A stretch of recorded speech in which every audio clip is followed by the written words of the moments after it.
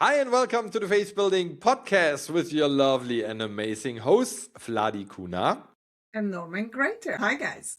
We say hello to you out there, and today's topic is all around Hollywood and known people and managers and all people that are basically seen on the outside. Because as you can imagine, there is a lot of pressure on those people. I know that some of us that are not in the limelight of stars or known people sometimes think, oh, I would love to be invited on the red carpet and to this premiere and go here and there and free parties and yachts and private jets. Yeah, but can you see the opposite side? That the reason why you bought a private jet is, first of all, of course, you save time. You don't have to go to regular security and the airport hassle and sit around with 5 million other people. But wherever you show up, you are basically live. And in times before social media, it was tough enough. People came up to you, ask for a picture, ask for an autograph. But nowadays, you're not safe. Even the people that don't approach you and ask for something, you can see that they're filming, that they're taking pictures. So the mental pressure that's on those people is immense. And we want to speak about that today. What you can do, even though you might be no superstar, but all of us are watched. Maybe it's the partner, maybe it's your boss, maybe you are the boss, and the whole employee crowd is watching you what you do because you're struggling and the economy is not doing well and all the politics issue. It could be the neighbor, whoever. And we want to go into that a little bit today. And I hand it right over to Vladi to share your ideas about the whole topic. What do you think? Why is the pressure so huge and tremendous? And what can we do to get out of it?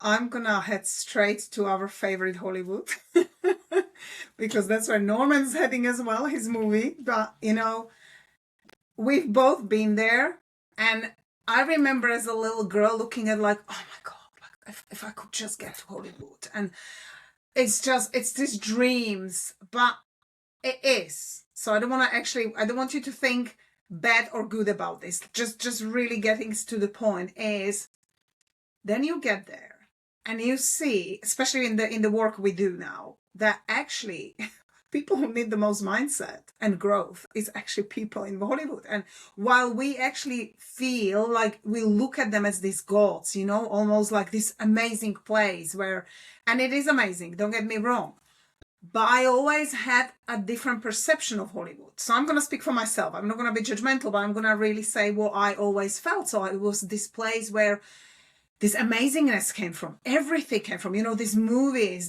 For me, it was something before I actually visited it and started working with some people in there, was a place where, whoa, you want to achieve something. You see a success, you see a fame, you see something big, which is great. You're dreaming big, you want to be part of it. It's like these parties and stuff. But there's so much behind that, how much pressure these people have. Firstly, the mindset of people is very nowhere I thought it would be. And I feel as a mindset coach that actually those people need the mindset coaching the most. And not in a bad way. I say it in a loving way. But also, I always felt this pain through some people, because we have mentioned in a previous episode about how funny it is that Victoria's Secrets and, like all these supermodels, people that look amazing. I'm going to talk about females that look absolutely amazing. Even me going like, oh my God, like every woman was just like, I would die for that body. And the lack of self-esteem and confidence these amazingly looking female have, most of them, is incredible. We don't see that. But it's this pressure. It's the internal pressure. It's the internal pressure they put on themselves because of the external pressure that is really pushing them. Think about, you can't hide. Anything you do is, and now it's getting much worse with the social media, but like you can't actually say something silly and just get over it because now somebody captures it, especially when you're famous or where you're being constantly watched. You must feel this acting, do you actually let go? Do these people have a pause where they can just be themselves? They can sit in a pub and have like a lemonade or whatever it is, or they can have a beer, but without people, oh my God, look at them, look at them, look at them taking pictures. The enormous pressure, then they're suppressing their own emotions. There is like, media are always creating something that can sell their papers, that can attract these people. So it's usually very negative. Sometimes it's assumptions, false assumptions, lies. So the person shows up next to someone and they already make them a couple, and like they're probably friends who haven't seen each other forever. So it's like this constant explaining others that this is actually not my life, until you possibly get used to it. But how do you handle that pressure? Those people, it must be really hard, because who do you trust?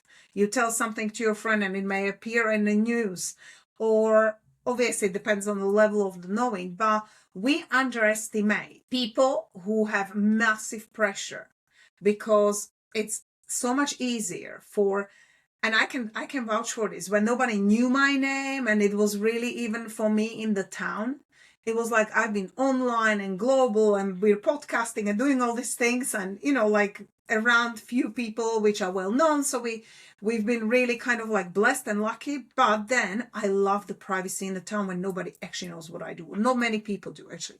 So when I started my coffee mornings, people are like, oh my God, I didn't have a clue what you were doing. I've been in this for almost 9 years. And it's kind of a good way to be, because you want to hold on to a little bit of privacy. You want to breathe. You want to, because then what do? How do you handle that pressure? Sometimes we go to addictions, and most of the times we actually ended up with some sort of addiction, whether it's alcohol, smoking, drugs, sex, whatever it is really, it's a way of just trying to find some kind of peace. But if we're looking for this peace externally, it doesn't happen. And it keeps accumulating all these years. And then it's just much harder to deal with. I'll hand it back to Norman before we steer this into a deeper discussion. Thanks, Vladi. I was just reminded of Amy Winehouse, and there's an amazing documentary about her life. And you can see very clear, I saw this many years ago in an airplane, that she just wanted to make music for making music with her band, in pubs, in restaurants, in small places, small clubs, the small stuff. But I think it was her father. I'm quite sure, but not 100%. I think he was the major force behind, no, we do another tour, we want to have more money, more success. So she was basically dragged into a world she came from, but she wanted to get out. And like Vladi just said, of course, then alcohol comes in, and drugs, and in those surroundings, your access to stuff like that is more easily. On all those parties, I mean, the stuff is there. You can just take it. Alcohol is free. All this luxury stuff, you get sucked into kind of the system. And this is why Vladi said earlier, in Hollywood and on all those major cities, could be Berlin as well, where people are really famous and great and known, they all have the same issue. And the question is how to stay out. I mean, on one side, you cannot stay out because it's part of your job. It comes with the job that people know you. The more people that know you, the more money you will probably earn. But one thing that you should be aware of, and that's the first thing you can do, even though if you're just known in your small little town, that you don't throw two things into one basket. And we spoke about that already, I think, in another podcast, just as a little reminder. If you think all the red carpet events, all the champagne, all the invitations, all the premieres are for you, you're totally wrong. And I think that's where most people in Hollywood have an issue with. They are celebrated, they are known, one movie is a hit, and they're invited everywhere. And then no new job is coming, or the second movie flops, and nobody invites them anymore. And if you think that the party was for you, that they like you so much, and that's why they invited you, then the big hole opens up, because they never invited you as a human being. They invited your role, your character, the press you bring when you show up. That you should never throw into the same basket. It was never meant for you. It was for the role you have as an actor, as a producer, as an entrepreneur, whatever it might be. But it was never for you. And if you mix that up, you can get sucked into that quite soon. And I was also reminded of Harry Houdini, the great magician. And he had a little spiel back then where he said he can break free of any lock. So he traveled around the world, if I remember correctly, and he got locked into prison cells and said, "You just lock me in, you all leave, and after a couple minutes or hours, I just break free." Ta-da! Harry Houdini. And he continued doing that. What people did not know, he was a locksmith. So he was a professional locksmith. He could break those locks, or at least open those locks without breaking them. So one day he was in Germany, in Cologne, and there was a new lock system. And he got trapped into the cell again, and the guard said, "You will never ever have a chance to get out of this new system." And he said, yeah, wait and see. So they left, and what they did also not know, in his belt he had the little tools to pick the locks. So he got the belt out, and that's why the people had to leave, and he started working on the lock. 5 minutes, 10 minutes, did not open. 15 minutes, 20 minutes, 30 minutes, did not open. He started to sweat. He said, "Oh my God, did I just meet my master?" 1 hour, 2 hours, 2.5 hours. He was soaking wet by now. He was working diligently to open this lock, but nothing that he did worked. So out of this total exhaustion, and after working on this lock for more than 2.5 hours, he just leaned against the cell door just to relax for a couple of seconds, because he thought, this is it, this will just break my record of breaking out of cells. And the moment he leaned on the cell door sprung open. Because out of this whole confusion with it's a new lock system, you will not break out, the guards forgot to lock it. The cell door was always open. True story. The cell door was always open. And that's something that we can take in our lives. The cell door is always open. Sometimes we think we are trapped. I have this fame, this fortune, this status. I have to deliver. I have to behave in a good way and good manners everywhere, like Vladi said. And there are reporters everywhere and fans. And you cannot have a decent fight in the restaurant with your partner because it will be on social media before you exit the restaurant. But you can always go out if you detach yourself from the role you have. And yeah, maybe if you're famous, this takes a hat or a fake beard or a wig or whatever it might be, that you can have a little privacy. I know the charade, and it's not nice to hide. But again, it comes as a price with the job and with the deal. But find ways out of the role where you can be on your own. And it could be the private yacht that they sometimes have, but even there you have people around. But find a way to detach yourself from the role that you take in, that you play, and make sure you remember your true self. And this cell door is always open. You can always exit your cell that you created, your beautiful golden prison. You can get out if you're aware of that, and this would be the first step. Back to you, Vladi. You brought me straight back to the book, Viktor Frankl, Man's Search for Meaning. It's an amazing book. I, funnily enough, picked it up 2 days ago, that I want to take it on holiday and read it again, because we are the only people who put themselves into a mental prison. And if we really go back to the very core of us, which is self-love, and it's I am more good enough, what usually happens to most of, we're talking about actors, but this goes to CEOs. This goes to anyone who has a higher pressure. I'm going to say that lovingly, because obviously there are different levels of pressure. But what happens is we live in a childhood and we have this conditioning. That's the core of us. Like we all do. This is the paradigms that are our board advisors. Now we have enter this new kind of wave or segment of life, where as teenagers are, where we have these new dreams and we read something and we get inspired and we follow our path and we get out there and maybe leave a country and start maybe going to Hollywood, or, it may be anything, or start up a business. It becomes successful. You might be global. Any of these requires working on yourself all the time. But what we usually don't do, we put all our attention and attention where you place your attention, that's your energy flows. So you're actually now not working on your self-growth. You're not working on yourself. You're not mastering yourself, mastering the mind, really fueling yourself with self-love, believing yourself, feeling worthy. You are in terms of the career and becoming the best actor, becoming the CEO, whatever it is.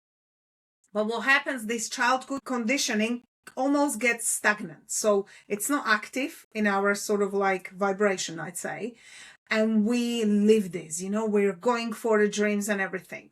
But then we become more successful. Sometimes we experience bankruptcy, break up in the marriages or partnerships, health problems, diseases, diagnoses, all these things that lose the job, lose the business. It shakes us up. So it's this, what we call a challenge, a real challenge to ourselves. And you change the vibration again. And usually what happens, we can hold it up for until a certain place, and everybody's individual. And then we come to the new segment of life where now what? Now we're getting older. I know age is just about how you feel. So I don't want to point to the age as such. But we change our body. We're changing. We're not, as a climber, I used to do things, and now I'm like, I'm breathing heavier. And, I need to train more to actually achieve the same things I did 10 years ago. It's just what it is. It's like, so, and it's things like this. If you're a swimmer, if you're not in a pool every day, you just know we become, the muscles weakens, your physical and mental muscles weaken. If we're not working on ourselves, your mental muscles are very weak. And now we're in this new segment, and now the physical changes start appearing. We need to just do more things to stay on the top of the game. Let me say it that way. And that's what Norman pointed out. It's like, it might be the actress. This is not the show for you because you are making all these amazing movies, but there will be a time when it stops. It's the same with athletes. Like they have this quite a short time in their life where they top athletes. They're on the top of their game, but then somebody younger and faster, and it just is life. So somebody comes along and they just better. And we have to work harder to keep it up or get better. And now the psychological games kicks in. What it goes to is it goes all the way to your childhood conditionings and now reactivates and stirs everything that was in there initially. We forgot to work on it. We didn't have time to work on it. Let's face it, we don't want to do it. I'm too young. I can override it. We're focusing on things that we believe is the most important thing in a life. Until the next summer when you realize, well, oh, hold on a second, I completely ignored all this area because I was working on my career. And most of us do, it's just that time of the life. But now these big paradigms and childhood conditioning is getting stronger. Now, 30, 40, 50 years later, we're listening to the voices of our parents, grandparents, teachers, things that we listen to as the children and young people, and never replace those. And now the game becomes interesting because it mixes up with the physical changes, your mental changes, and intellectually as well. Now, intellectually, you become much wiser because the experience you gain in life, and you realize that you build an incredible success, career, call it whatever you like, maybe have an amazing house, money, and now it's not fulfilling you because you've achieved all these things. You can fly private jet, you can go on a yacht, but you don't feel the inner happiness. You don't feel joy in the little things. You feel empty. You feel lost. You actually feel that you haven't been able to share these battles, which didn't seem like a battles when you were focusing on building a career, but now they out. And now what? And this is where it all starts wiring, and it comes down as an avalanche. And it's almost unstoppable for a part of the time because where do you start? And the harder thing is that as a learners, where we become more aware what's happening in our life and we are wise and experienced in our life, it gets harder because the less we know when we're younger, it just gets easier because we ignore half of the stuff and you're like, whatever, I can do it. Whereas that attitude goes away as well because now you're like, well, I'm good at this. I already experienced it. How is this possible? This is happening to me. So all this is now stirring as a new soup, your life soup. And you're the one getting all these ingredients but the core stuff that was there and we haven't really worked on and really worked on, and I'm going to go back to childhood conditioning because this is true, that is the core, comes back. And now we're calling ourselves, I'm not a great mom, I failed this, oh my God, I can't believe I didn't do this in a business and I was doing so great in school, because the world is changing as well. And we can't keep up with, sometimes it's difficult to keep up with these changes. Look at what's AI doing, like how the publishing, the Hollywood, the screenplays, everything's actually changing. So now you have to not only deal with yourself and this boiling pot of things, now the environment is actually not helping either, because the pressure becomes a real pressure. And you realize that actually, how many great people do I have around me? Or even, I know there's lots of coaches out there and stuff, but we become so private and so content that you don't actually want to be spewing your private stuff out, because who do you trust? Who do you know that's not going to actually sell your story or tell the story? Because that's not what you want. And you're at that stage of life, you want to become more private.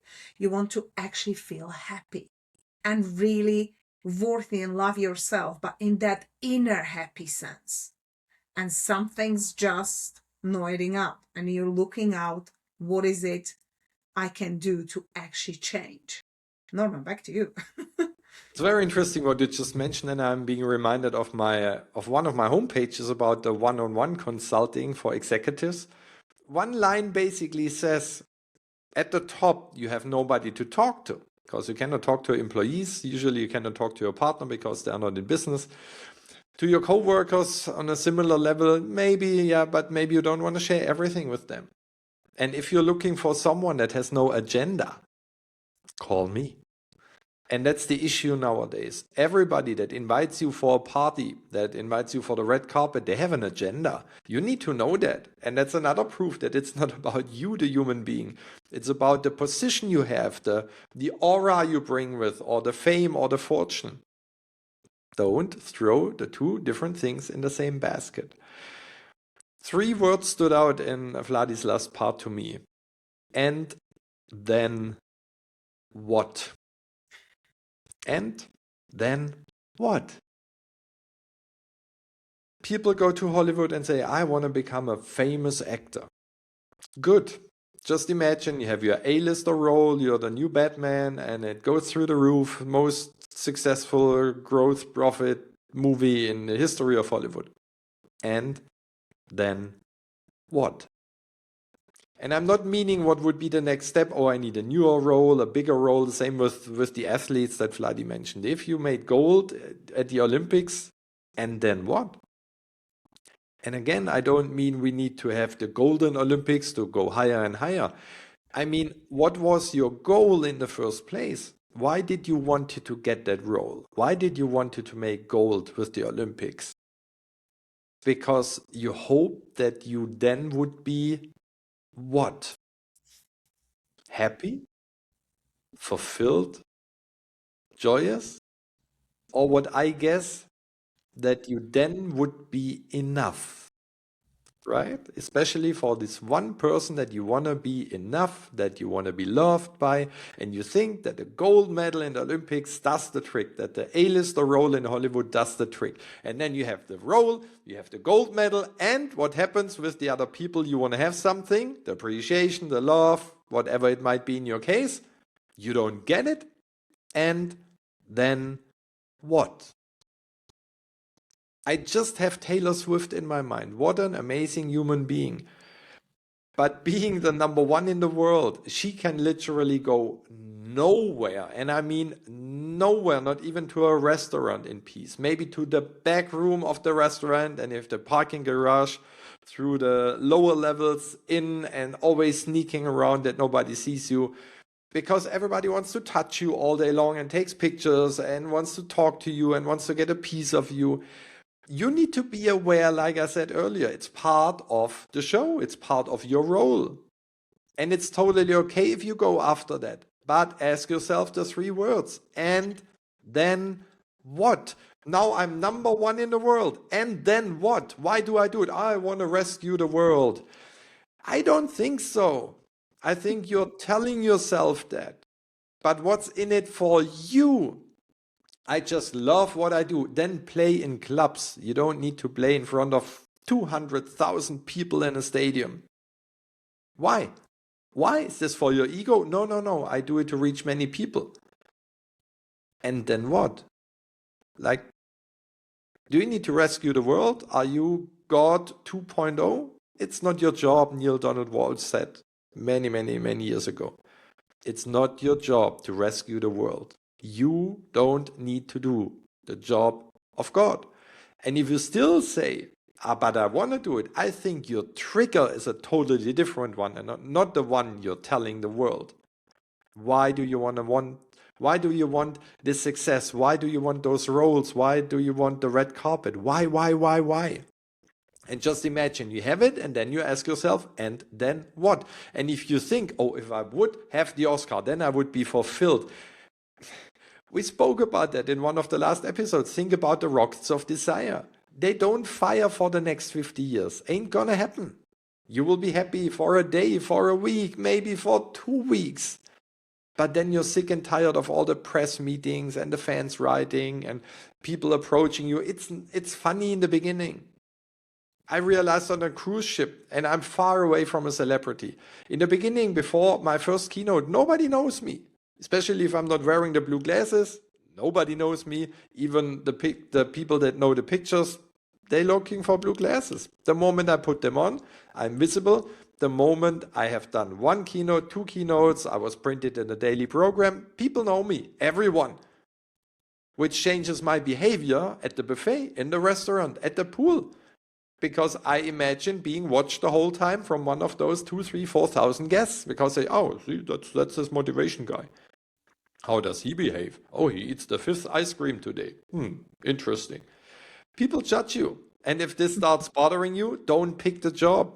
Do the job not on a cruise ship, not on a public arena. Do it if you like the job in your small surrounding. Stay out of it. And if you say, no, the bigger the better, ask yourself, and then what? And I can imagine that you don't have an answer. Because if you would have an answer, this would be the real drive and the real force behind every action you do, why it needs to be bigger, better, faster. So maybe you want to think about that. And not to blame, not to say it's good or bad, but just to find out and say, that's the prison cell I locked myself in. I created it on my own, the lock. The door is open all the time. If I would not have the need anymore to prove this one person that I'm worthy or loving or whatever it might be, then you would just open the prison door with the newest lock and you would just walk out. And maybe that's an idea that, at least for my part, I want to leave you with today. And I leave it to the beautiful Vladi to close today's call. I'm gonna go to the sentence again you did, and then what? And I want you to think about detachment. Because really, so many times we want to really leave a legacy and write a book. We really want to write just one book, right? And not everyone. If you want to write 10, that's perfect too. But the pressure and how everyone's presenting it these days, but one is not enough. And if you want to be a successful author, you need to have 5, and you need to do this, and you need to change journal, and maybe have your own library. But is that what you really want? Or is it what is being impressed upon you just as it was when you were a child? But now you have an advantage of actually reject this and say, no, I'm just doing one, and that's what I wanted, achieved it, leave. It's like when Norman was talking about Oscars. Maybe achieve an Oscar, but then people go, I want another one, and I want Emmy, and I want Grammy. And because it's like, now if you do, because that is where it absolutely fires up your soul, then do it. But what's happening to most of us throughout the life is we are not strong enough to draw a line and say, okay, now I've had enough. I've published my 5 books. I no longer feel I want to do any more books. That's it. That's it for me. That is, and maybe when I'm 70, I will go to the island. I will become just a full-time author. But doesn't matter. Have a vision, feel. But you need to live in the present moment. And feel that maybe if you're an actor, like Norman said, you had already a few successful movies, but you feel like actually this place is eating me. It's not making me happy.